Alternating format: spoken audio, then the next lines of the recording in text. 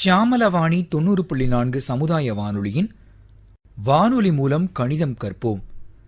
இந்நிகழ்ச்சிக்கு ஊக்கம் மற்றும் ஆதரவு வழங்குவோர் தேசிய அறிவியல் மற்றும் தொழில்நுட்ப தொடர்பாடல் குழுமம், புதுதில்லி.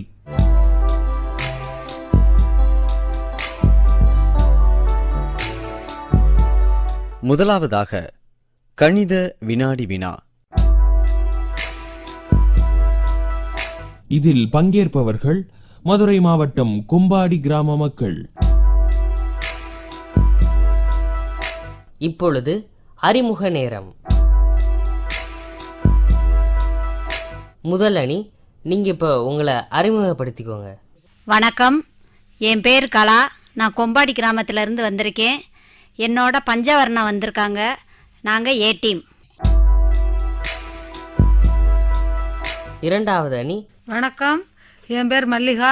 கொம்பாடி கிராமத்துலேருந்து வந்திருக்கோம். என் கூட வாசிக்கு வந்திருக்காங்க. நாங்கள் பி டீம். மூன்றாவது அணி. இப்போ உங்களுடைய அறிமுகம். வணக்கம், என் பேர் சிட்டு. கொம்பாடி கிராமத்துலேருந்து வந்திருக்கோம். பாப்பம்மா எங்கள் கூட வந்திருக்கு. எங்கள் டீம் சி.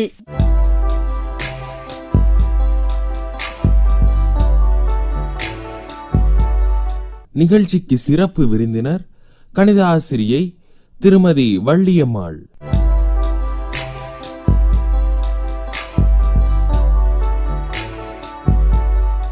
வினாடி வினா போட்டியின் விதிமுறைகள். போட்டியில் மொத்தம் 5 சுற்றுகள். ஒவ்வொரு சுற்றிலும் ஒவ்வொரு அணிக்கும் 5 கேள்விகள் கேட்கப்படும். ஒவ்வொரு கேள்விக்கும் 10 மதிப்பெண்கள். ஒவ்வொரு சுற்றின் முடிவிலும் நீங்கள் பெற்ற மதிப்பெண்கள் அறிவிக்கப்படும். உங்கள் ஒவ்வொரு அணிக்கும் ஸ்லேட் கரும்பலகை கொடுக்கப்பட்டுள்ளது. கேள்விக்கான பதிலை நீங்கள் கணக்கிட்டு சரி செய்த பின் பதில் தெரிவிக்கலாம். நீங்கள் பதில் சொல்லவில்லை என்றால் அக்கேள்வி அடுத்த அணிக்கு கேட்கப்படும். அப்படி நீங்கள் விடை சொல்லும் பட்சத்தில் 5 மதிப்பெண்கள் மட்டும் கிடைக்கும். 1 மற்றும் 2ஆம் இடத்தை பெறுபவருக்கு சிறப்பு பரிசு வழங்கப்படும். மற்றவர்களுக்கு ஆறுதல் பரிசு வழங்கப்படும்.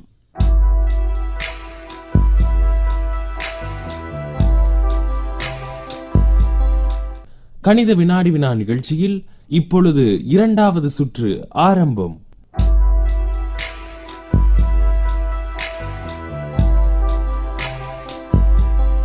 இப்போ 2வது சுற்று ஆரம்பிக்கலாமா? 2வது சுற்றில் டீம் ஏக்கான முதல் கேள்வி. ஒரு மாமரத்தில் ஒரு கிளையில 38 மாம்பழம் இருக்கு. அப்படின்னா 8 கிளையில எத்தனை மாம்பழம் இருக்கும்? 304 மாம்பழங்கள் இருக்கும். சரியான விடை. டீம் ஏக்கு முதல் கேள்விக்கு 10 மதிப்பெண்கள்.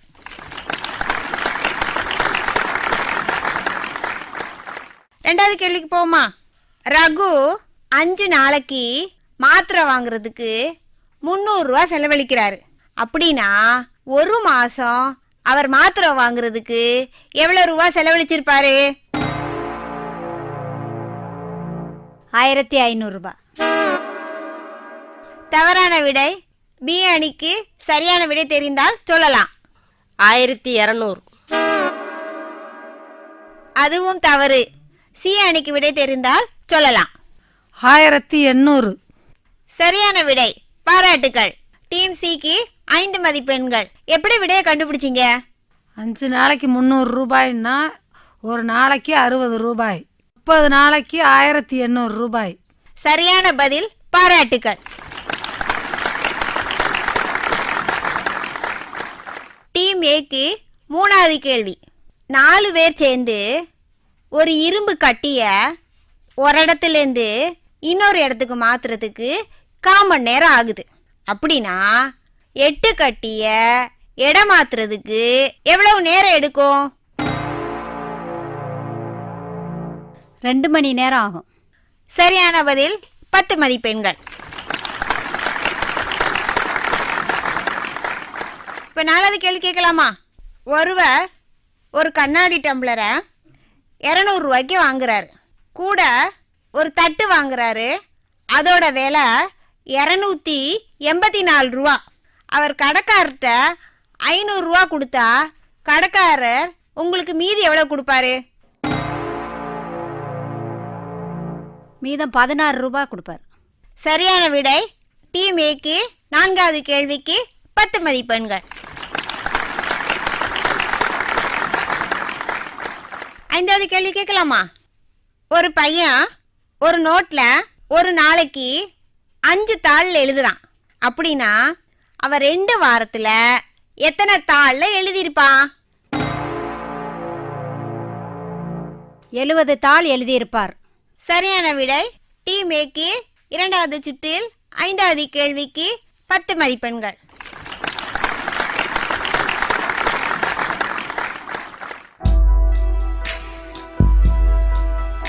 ஏ அணிக்கான கேள்விகள் முடிவடைந்ததுமா?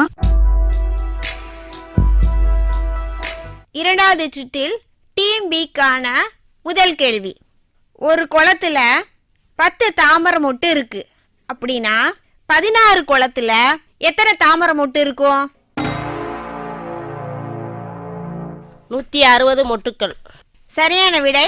10 மதிப்பெண்கள்.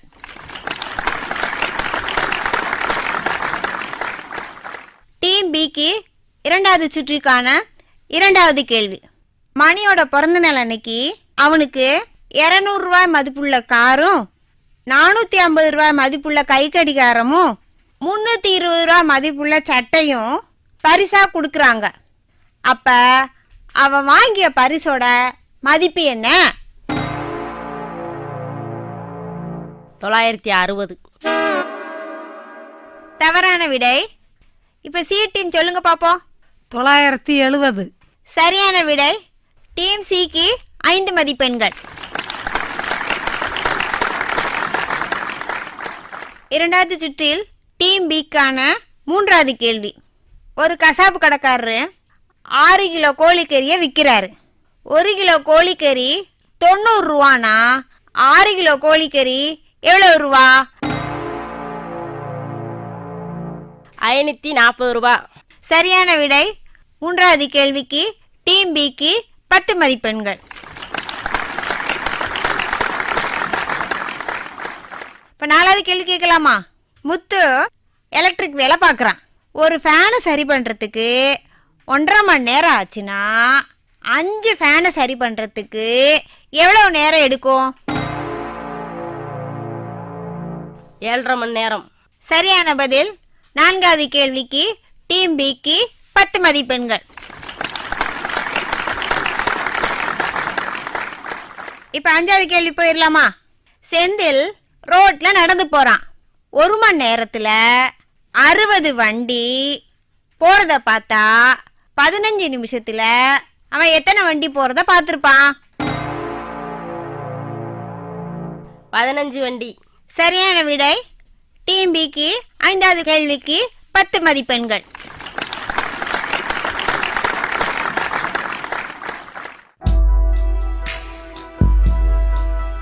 டீம் பிக்கான கேள்விகள் முடிஞ்சாச்சு. இப்போ அடுத்து டீம் சிக்கான கேள்விகள் ஆரம்பமாகுது. 2வது சுற்றில் டீம் சிக்கான முதல் கேள்வி. ஒரு கட்டில் 10 100 ரூபா நோட்டு இருக்கு. அப்படின்னா 5 100 ரூபா கட்டு சேர்ந்துச்சுன்னா எத்தனை ரூபா கிடைக்கும்? 5000 ரூபாய். சரியான பதில். 2வது சுற்றில் டீம் சிக்கு முதல் கேள்விக்கு 10 மதிப்பெண்கள்.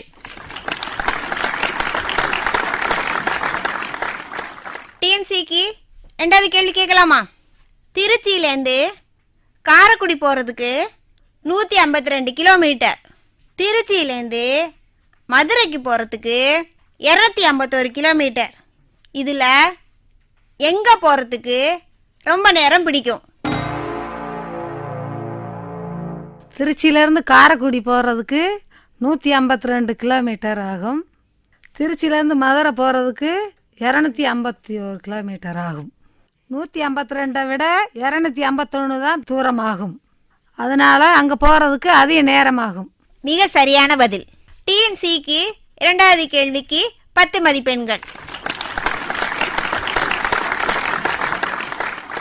இப்போ 3வது கேள்வி கேட்கலாமா? ஒரு கம்பியில் 15 காய போட்டிருக்காங்கன்னா 7 கம்பியில் எத்தனை துணியை காய போட்டிருப்பாங்க?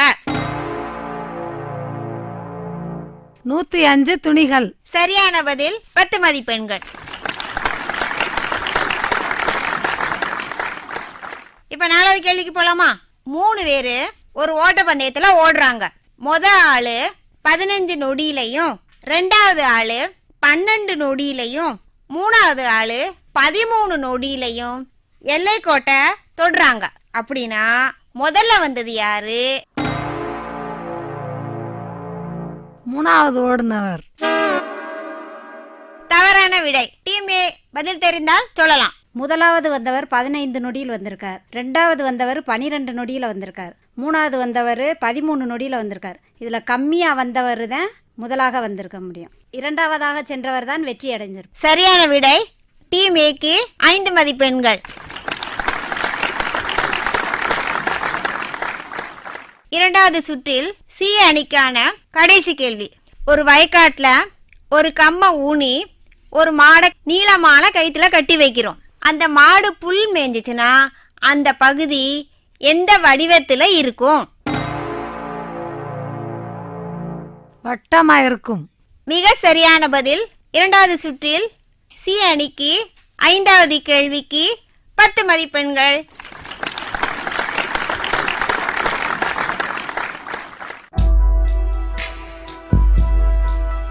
இத்துடன் 2வது சுற்று நிறைவு பெற்றது. 2வது சுற்றின் முடிவில் ஒவ்வொரு அணியினரும் பெற்ற மதிப்பெண்கள்: டீம் ஏ 45 மதிப்பெண்கள், டீம் பி 40 மதிப்பெண்கள், டீம் சி 50 மதிப்பெண்கள். அனைவருக்கும் எங்களது பாராட்டுகள். கணித வினாடி வினா. இதில் பங்கேற்றவர்கள் மதுரை மாவட்டம் கொம்பாடி கிராம மக்கள்.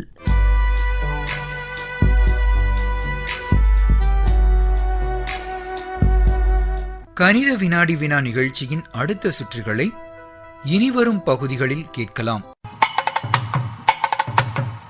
சியமலா வாணி 90.4 சமுதாய வானொலியில் கணித வினாடி வினா, நாடக கணிதம், கணித கலந்துரையாடல், கற்றலும் கற்பித்தலும், களப்பணியில் கணிதம், தொலைபேசி வழி நேரடி கணித கலந்துரையாடல், இது போன்ற பல பகுதிகள் வானொலி மூலம் கணிதம் கற்போம் நிகழ்ச்சியில் கேட்டு பயன்பெறலாம்.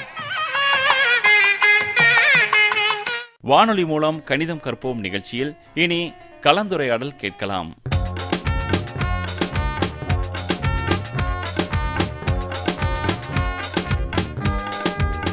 கலந்துரையாடல்.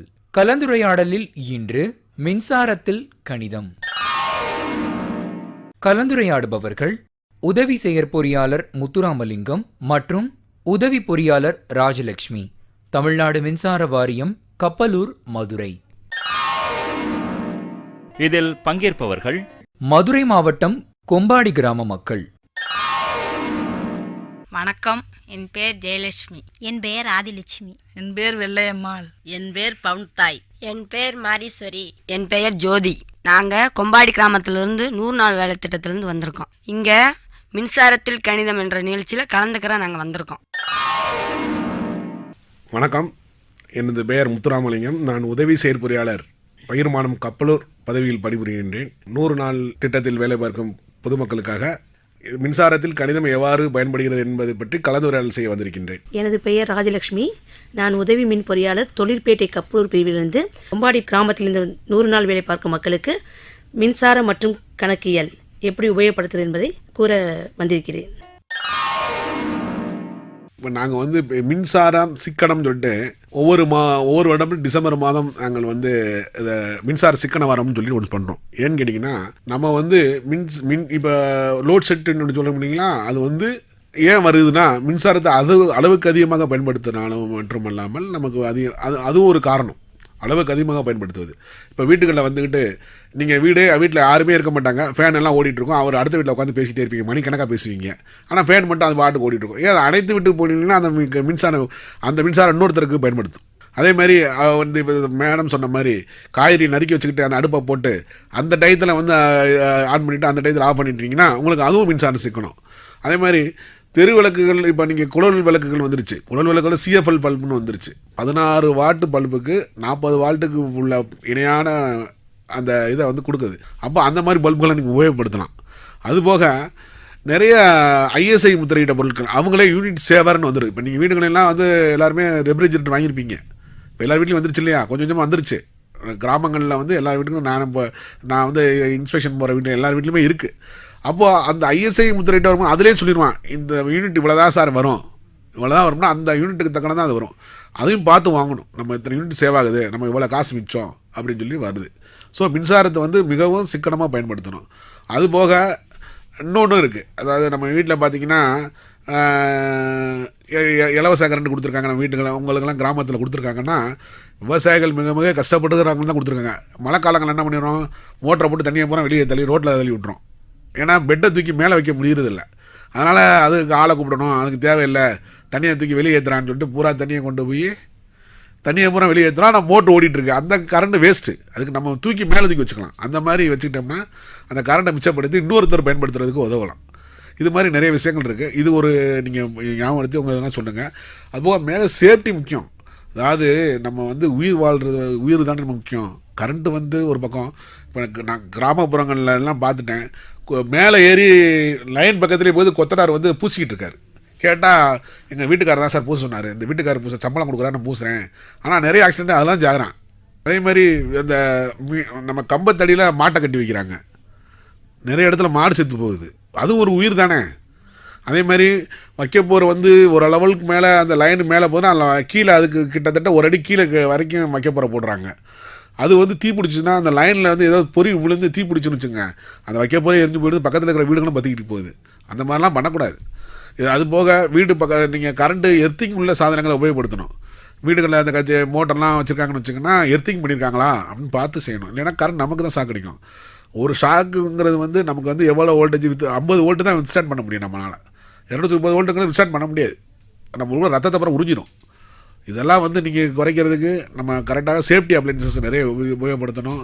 கண்ட இடத்துல கை வைக்கக்கூடாது. அது இடி மின்னல் விலகும் போது மரத்தடி நிற்கக்கூடாது. அதாவது ஒரு இடத்துல இடி விழுகுதுன்னா அதோடைய சார்ஜஸ் ஊற்றுறோம் 4 மதுரை மாதிரி ஊருக்கு சப்ளை கொடுக்கலாம். அவ்வளோ சார்ஜஸ் தரையில் இறங்குது. அப்போ நம்ம தலையில் விழுந்துச்சுன்னா என்ன ஆகுது? அதனால மரமே பட்டு போகுது. அந்த மாதிரி மழை காலங்களில் அங்கே நிற்காதீங்க, லைனுக்கு அடியில் நிற்காதீங்க. ஏதாவது உங்களுக்கு இபி வந்து செய்யலைன்னா அந்த உதவி மின்பொறியாளர்கிட்ட போய் நேரில் அந்த வயர்மேனு டவுசர் போட்டவர் போக்குவரத்து இவங்ககிட்டலாம் சொல்லிவிட்டு அவர் வரல சார் போடல சார்னு சொல்லக்கூடாது. உங்கள் கம்ப்ளைண்ட்டை பூராமே நேராக உதவி மின்பொறியாளர் அந்த பகுதியில் இருக்கிற உதவி மின்பொறியாளர் போய் குறையில் கூறினா தான் உடனடியாக நிவர்த்தி செய்யப்படும். ஏன்னா அவங்களுக்கு தெரியாது. தெரியாமல் நம்ம வந்து இங்கேயே சொல்லிக்கிட்டு நான் வரல சார் அவர் போல சார் அப்படின்னு சொன்னால் வரமாட்டாங்க. நீங்கள் அந்தந்த ஏரியாவில் இருக்கிற அந்த ஏஐ எங்கே இருக்கிறாரு கொஞ்சம் நடைய பார்க்காம மிச்சப்படுத்தாமல் பஸ்ஸில் ஏறி போய் அவரை போய் பார்த்து நீங்கள் நேரம் சொல்லிங்கன்னா கூட 2 நாள் கழிச்சு வந்து பார்த்துருவாங்க. அதனால் என்னுடைய ஆஃபீஸ் வந்து கப்பலூரில் இருக்குது. எனக்கு வந்து 5 பிரிவு அளவுகள் இருக்குது. உதவி மின் உங்கள் ஏரியா அப்புறம் இங்கே பாரப்பத்தியிலேருந்து செக்கானூர் வரைக்கும் இருக்குது. அந்த பக்கம் திருநகர்லேருந்து திருமங்கலத்துடைய அவுட்டர் வரைக்கும் இருக்குது. ஆனால் அந்த ஏரியாவில் இருக்கிற இவங்கள மாதிரி 5 ஏஐ என்கிட்ட இருக்காங்க. இவங்க வந்து சிட்கோவில் இருக்கிற ஏரியா அது மாதிரி அங்கங்கே இருக்காங்க. அந்த மாதிரி இவங்ககிட்ட போய் சொல்லிட்டீங்கன்னா அந்த பொறியாளர்கள்ட்ட போய் சொன்னீங்கன்னா அவங்களே ஆளுகள் அனுப்பி இது பண்ணுவாங்க. அந்த மாதிரி இருக்குது. நீங்கள் வந்து அந்தந்த ஏரியாவில் வந்து போய் பார்த்து அந்த ஏஐ போய் பார்த்து குறைகளை சொல்லுங்கள். நடுவில் இருக்கிற யார்ட்டையும் சொல்லாதீங்க. உங்கள் ஏரியாவில் இருக்கிற இவர் நல்ல பீஸ் போகிறவர் இவர்கிட்ட போய் சொன்னோம்னா அங்கே போய் சேர்ந்துடும் அப்படின்னு சொல்லி. இன்னொரு முக்கியமான பாயிண்ட்டு எனக்கு தெரிஞ்சு அங்கங்கே நான் கம்ப்யூட்டரில் வந்து நாங்கள் பில் போட்டு தரேன்னு சொல்லிட்டு பட்டம் வசூல் பண்ணிவிட்டு அவன் பாட்டு ஓடி போயிடுறான். அவன்கிட்டலாம் கொடுக்காதீங்க. முக்கியமாக நேரடியாக போய் அந்த கவுண்டரில் வாரிய தமிழ்நாடு மின்சாரத்தால் ஏற்படுத்தப்பட்ட கவுண்டரில் போய் கட்டணுங்க. இல்லைன்னா உங்களால் இருக்கிற இணையதளத்தில் போய் நீங்களே கட்டிக்கலாம்.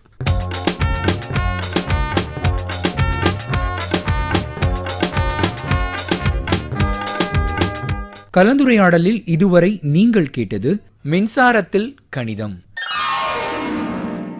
கலந்துரையாடியவர் உதவி செயற்பொறியாளர் முத்துராமலிங்கம் மற்றும் உதவி பொறியாளர் ராஜலட்சுமி, தமிழ்நாடு மின்சார வாரியம், கப்பலூர், மதுரை. இதில் பங்கேற்றவர்கள் மதுரை மாவட்டம் கொம்பாடி கிராம மக்கள். வானொலி மூலம் கணிதம் கற்போம் நிகழ்ச்சியின் ஒளிப்பதிவிற்காக எங்களின் வானொலி நிலையத்திற்கு நீங்கள் வந்திருந்த போதும், நாங்கள் உங்களை தேடி வந்து உங்களிடத்தில் ஒளிப்பதிவினை பதிவு செய்த போதும் உங்களுக்கு ஏற்பட்ட அனுபவங்களையும், இந்நிகழ்ச்சியில் உங்களுக்கு பிடித்த பகுதிகள் குறித்தும், நீங்கள் எதிர்பார்க்கும் மாற்றம் குறித்தும் நிகழ்ச்சியை கேட்டதனால் நீங்கள் கண்ட உண்மையான பலன் குறித்தும் உங்களின் கருத்துக்களை வெளிப்படையாக தெரிவிக்க வேண்டிய தொலைபேசி எண் 96 77 71 67 30.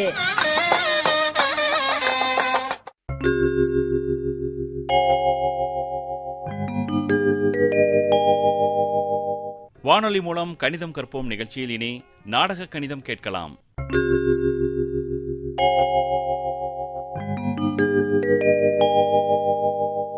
நாடகத்தின் பெயர் மீட்டர் அளவு கணக்கு.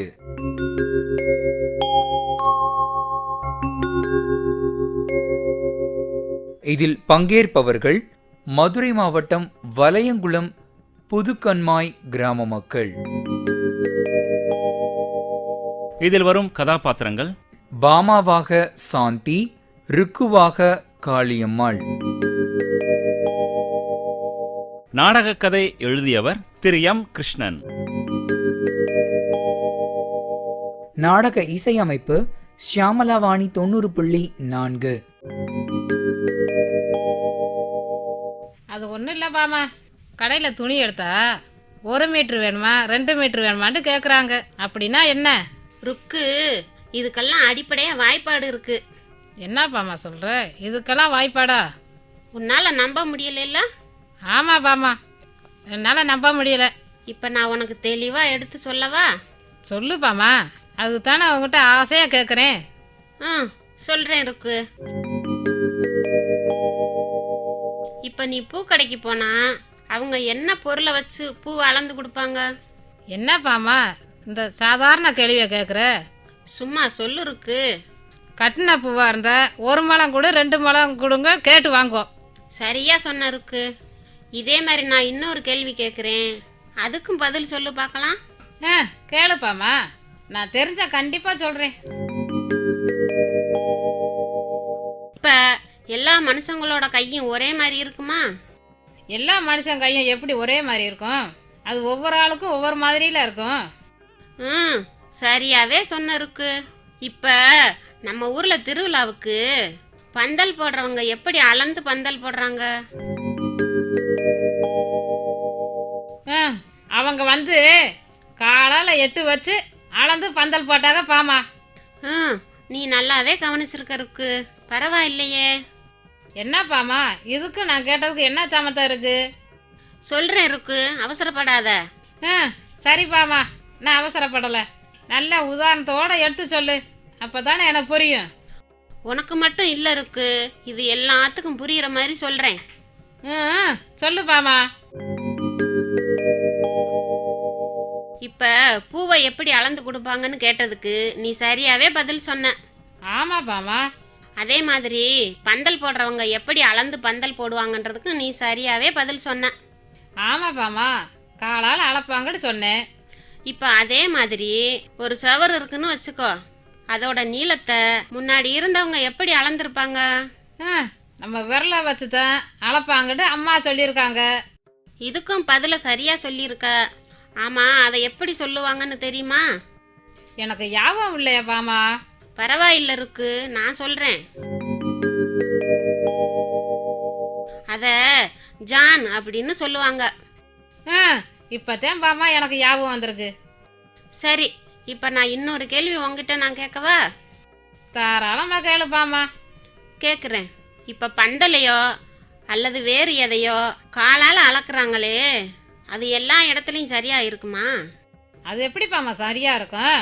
ஒரு சில ஆள் குட்டையாக இருப்பாங்க, இன்னும் சில பேர் வளர்த்தியாக இருப்பாங்க. ருக்கு, நீ நல்லாவே புரிஞ்சு வச்சிருக்க. சரி, இப்போ கையை வச்சு ஜான் அப்படின்னு சொல்லி அளக்குறாங்களே, அது சரியா எல்லா இடத்துலையும் இருக்குமா? என்ன பாமா, நம்ம 5 விரல் ஒரே மாதிரியா இருக்கு? ஒன்று குட்டையாக இருக்குது, இன்னொன்று நெட்டையாக இருக்குது. இதே மாதிரி ஒவ்வொரு ஆளுக்கும் ஒன்று மாறும்ல. ரொம்ப பிரமாதம் இருக்கு, நீ சரியாக சொன்ன. இப்படி இருக்கும்போது ஒரு சரியான அளவை நம்மளால் அளக்க முடியுமா? நிச்சயமாக முடியாது பாமா. இப்போ உனக்கு கணக்கு சொன்னால் சரியாக இருக்கும். ஆமாம், இப்போ உன் மக எத்தனாவது படிக்கிறான்? என் மக 8வது படிக்குது பாமா. உன் மக உன்கிட்ட ஏதோ ஜாமெட்ரி டப்பா வாங்கி தர சொல்லி கேட்டிருப்பாளே? ஆமாம் பாமா, ஏதோ ஒரு சின்ன தகர பெட்டி மாதிரி இருந்துச்சு. அந்த சின்ன தகரப்பட்டியில் ஏதோ ஒரு பிளாஸ்டிக்கில் நீளமாக ஒரு பொருளை பார்த்துருப்பியே.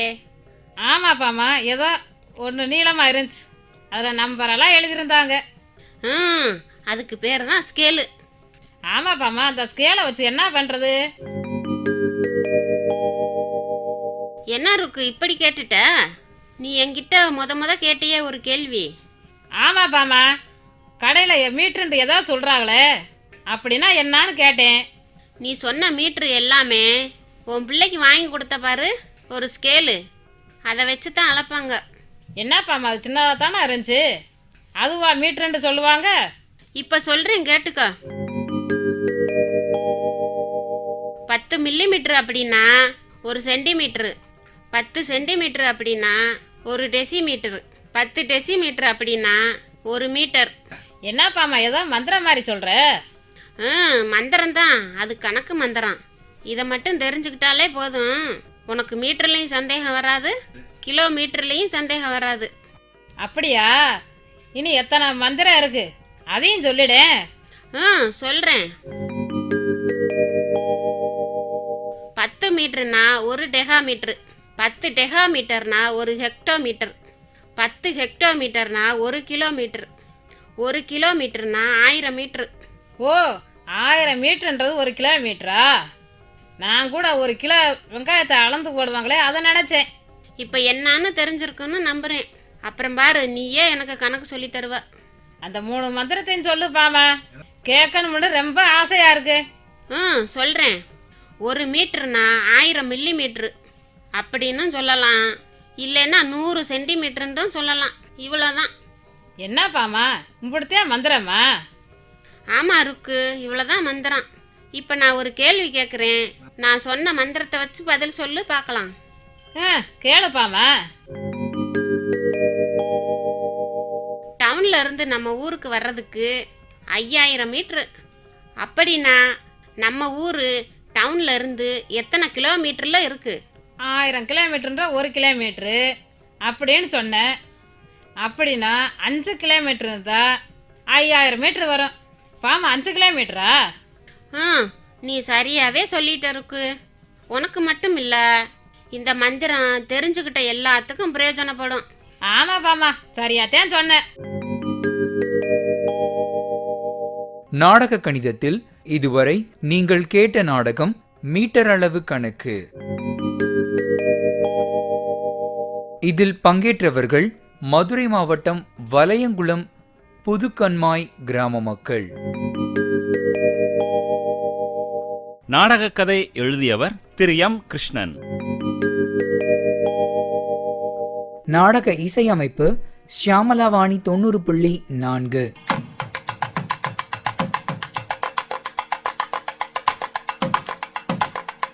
வானொலி மூலம் கணிதம் கற்போம் நிகழ்ச்சிகளை www.i-radiolive.com என்ற இணையதளத்தில் நேர்கள் நிகழ்ச்சிகளை எப்பொழுது வேண்டுமானாலும் பதிவிறக்கம் செய்து கேட்டு பயன்பெறலாம்.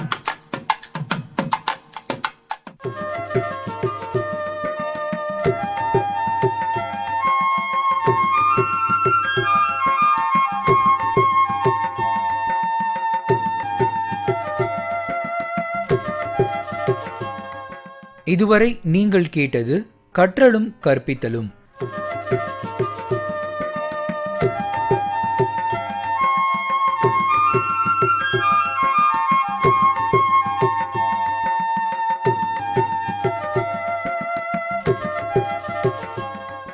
கற்றலும் கற்பித்தலும் நிகழ்த்தியவர் திருமதி எம் பிரதிமா, கணித ஆசிரியை, கிருஷ்ணம்மாள் ராமசுப்பையர் பள்ளி, மதுரை.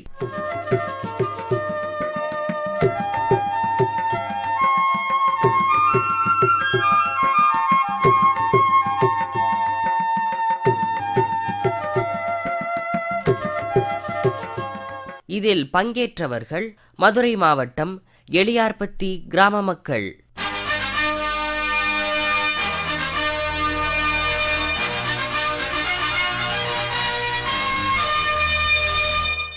ஷியாமலவாணி 90.4 சமுதாய வானொலியின் வானொலி மூலம் கணிதம் கற்போம் இந்நிகழ்ச்சிக்கு ஊக்கம் மற்றும் ஆதரவு வழங்கியோர் தேசிய அறிவியல் மற்றும் தொழில்நுட்ப தொடர்பாடல் குழுமம், புதுதில்லி.